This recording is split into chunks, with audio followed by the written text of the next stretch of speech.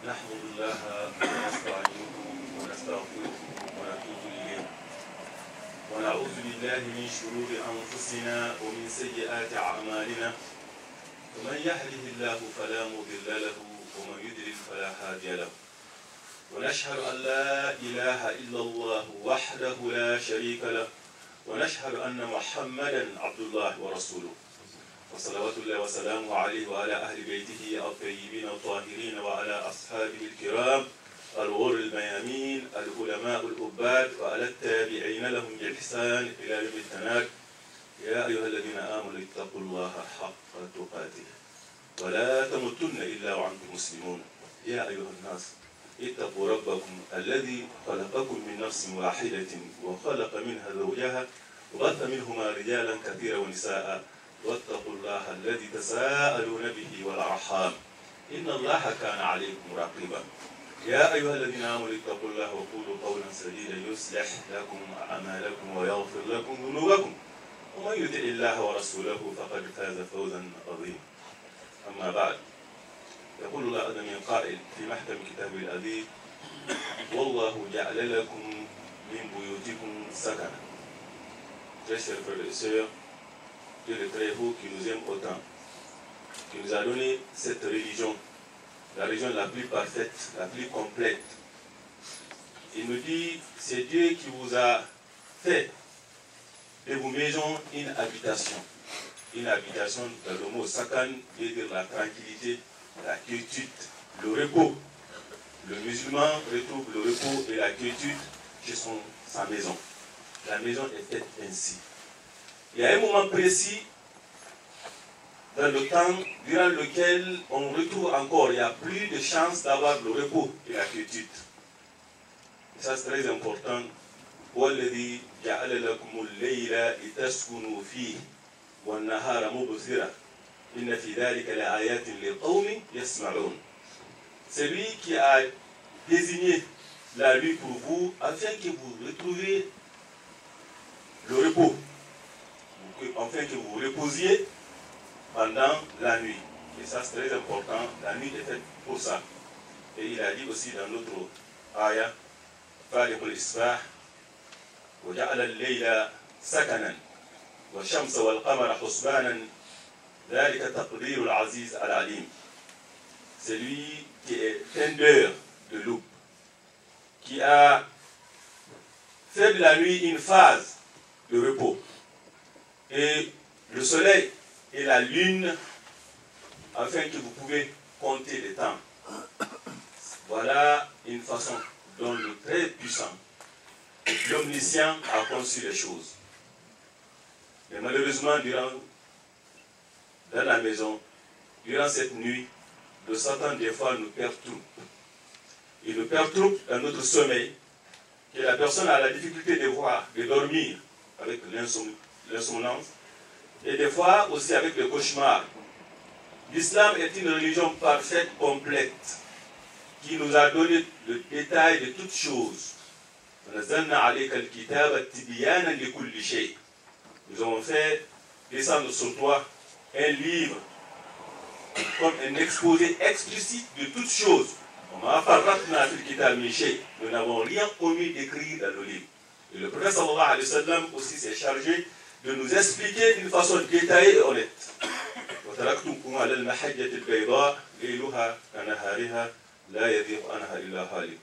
vous ai trouvé laissé, le prophète sallallahu nous a laissé sur un al-mahajja al-bayda, la nuit comme le jour. Nul ne peut s'égarer sauf celui qui est voué à la perdition, car tout est détaillé. L'islam n'a rien laissé. Et il l'a fait d'une façon logique et rationnelle afin d'éloigner le serviteur, le croyant, de toute ambiguïté, de toute confusion. Et ça c'est très important. Et dans ce cas, nous trouvons dans le Coran qui nous explique le sommeil et ce qui arrive dans le sommeil. On le dit ainsi car il arrive beaucoup de choses durant ces étapes-là, ces moments-là dans la vie d'une personne, des choses qui peuvent affecter sa croyance, sa foi. Et surtout durant ces moments dans lesquels nous vivons actuellement. Et ça c'est très important, dit le très haut dit: Allahu yatawaffa al-anfusa hina mawtiha wallati lam tamut fi manamiha fayumsiku allati قضى عليها الموت ويرسل الأخرى إلى أجل مسمى إن في ذلك لآيات لقوم يتفكرون. C'est Dieu qui accueille, qui reçoit les âmes. Il reçoit les âmes au moment de leur mort. Et celles qui ne sont pas mortes au cours de leur sommeil, et il retient celles à qui il a décrété la mort, tandis qu'il renvoie les autres jusqu'à un terme, jusqu'à un moment fixé. Et ça, ce n'est pas pour toujours. Ça, c'est très important. Que ici, il fait le rapproche entre la mort et le sommeil. Et le prophète sallallahu alayhi wa sallam, on lui a demandé un jour, هل ينام أهل الجنة؟ قال لا. أهل الجنة لا ينامون.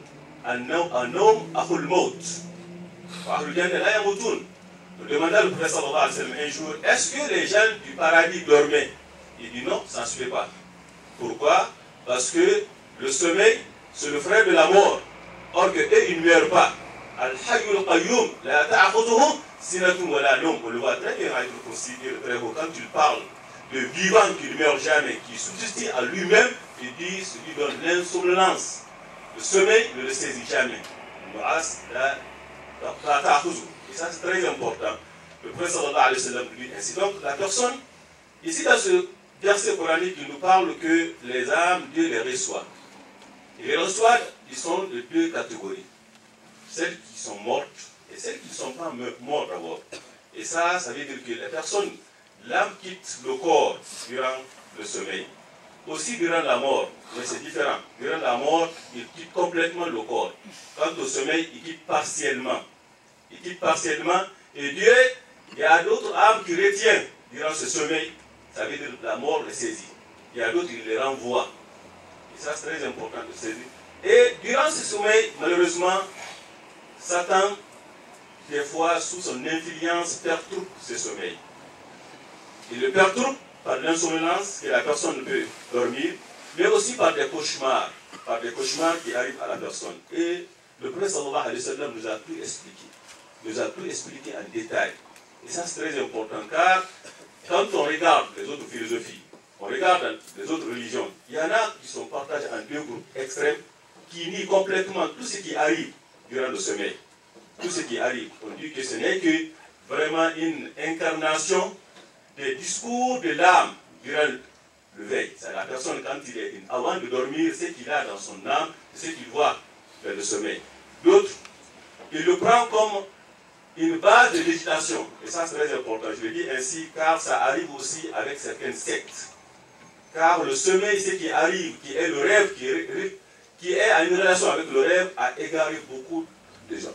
A égaré beaucoup de gens. Et ça continue à égarer aussi beaucoup de gens. Car il y a des gens qui tirent de ce sommeil des législations de l'islam, or que ça ne doit pas être. L'islam a donné il a donné chaque chose à ce qu'il doit. Et ça, c'est très important. Le prophète sallallahu alayhi wa sallam, selon ses hadiths, le réveil, le rêve est partagé en trois. Il y a le rêve qui vient d'Allah. Il dit Ar-ru'ya min Allah wal hulum min ash-shaytan. Le rêve, ça vient d'Allah. C'est des inspirations, c'est des visions opérées par Allah. Et ça, c'est très important, afin d'apporter la bonne nouvelle aux croyants. Car le croyant, après la mort du prophète sallallahu alayhi wa sallam, il n'y a pas de révélation. Il n'y a pas de révélation. Et le prophèet sallallahu alayhi wa sallam dit Ar-ru'yatu salihah juz'un min 46 juz'an min an-nubuwwah. Il dit le rêve sincère, le rêve vrai, le rêve, la bonne rêve, celle qui se réalise dans le jour comme la personne l'a vu la veille. Il dit c'est une partie de 46 parties de la prophétie. Au féminin, il parle de ça, il dit c'est parce que la personne qui est croyant, ce qu'il voit dans son rêve, ça vient exactement comme il l'a vu. Et ça, c'est vraiment c'est une grâce d'Allah que Dieu nous a donnée. Et malheureusement, il y a d'autres aussi qui est cauchemar. Le cauchemar, et ça, c'est l'œuvre de Satan.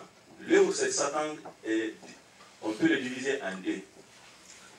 Il peut apparaître pour la personne des choses pour l'attrister. Des choses pour l'attrister. La personne voit dans son rêve des choses vraiment qui l'effraient. Et ça, c'est arrivé au temps du prophète sallallahu alayhi wa sallam. قال رجل رسول الله صلى الله عليه وسلم إني رأيت في منامي أن رأسي قد قطع وهو يتدحرج أمامي. قال لا تخبر الناس لتلاقوا بالشيطان بك في المنام. Il dit, j'ai vu dans mon rêve ma tête coupée, je le vois culbuter devant moi.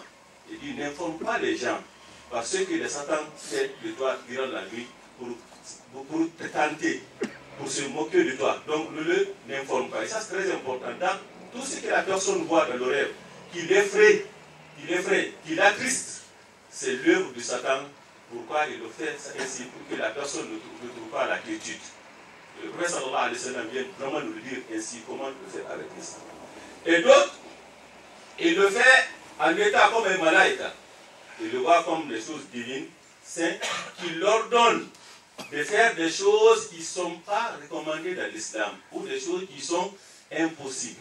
Et ça, c'est très important. Ceci arriva à Abdul Qadir al-Jailani, selon les savants religieux. Il dit alors dans son rêve, le Satan qui a activé un grand feu, il se mit là-dedans, il dit Ana Rabbuk. لقد أحللت لك كل ما حرمت عليك قال اخسأ يا عدو الله. Il dit c'est moi ton Seigneur. Dans le rêve, Satan apparaît à lui, il dit c'est moi ton Seigneur. Je vous ai permis tout ce qui je t'ai interdit en avant. Il dit non, tu es l'ennemi de Dieu, car il sait qu'en aucun cas le rêve ne peut être pris comme la base de législation.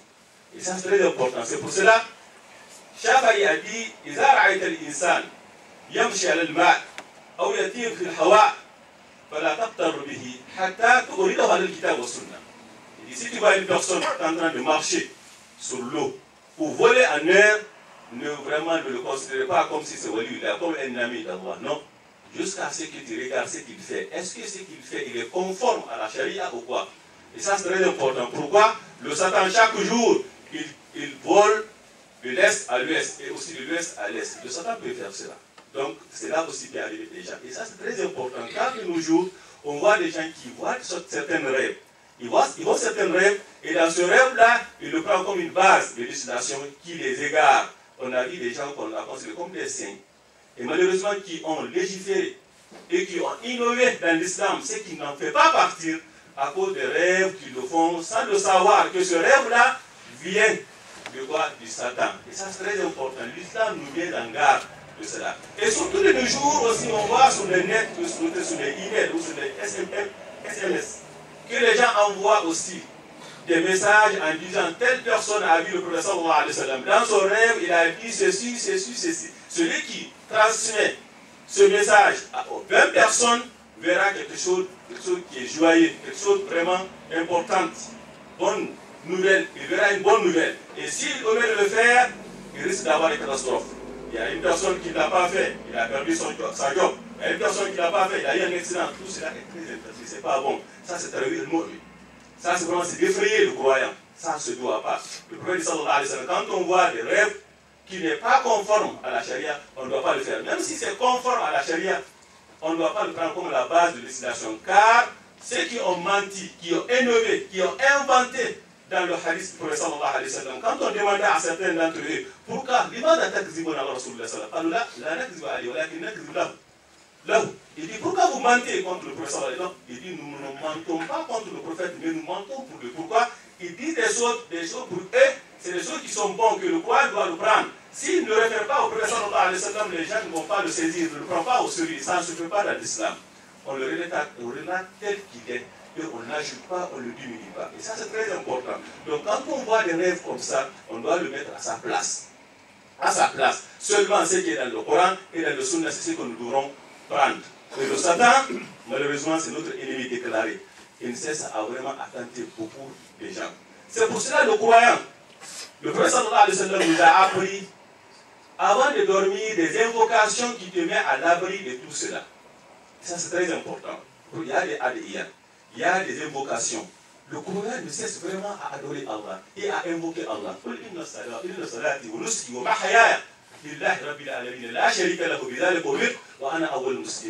Dis ma prière, mes actes de vocation, des prières, des adorations, tout ce que je fais, que ce soit ma vie et ma mort tout entière, est consacré à l'adoration d'Allah. Donc le croyant ne cesse à adorer Allah. À chaque moment que tu es, il y a des invocations qui tu as à faire, des adorations que la personne fait pour se mettre à l'abri du Satan qui est toujours à côté de nous. Et surtout, il faut vraiment chasser le Satan du diable de notre maison. Et ça se fait par les invocations. Les invocations avant de se coucher. Et ça, c'est très important. Il y a un hadith du prophète sallallahu alayhi wa sallam qui est Sahih Bukhari Muslim يقول إذا أوى رسول الله صلى الله عليه وسلم من الليل إذا أوى إلى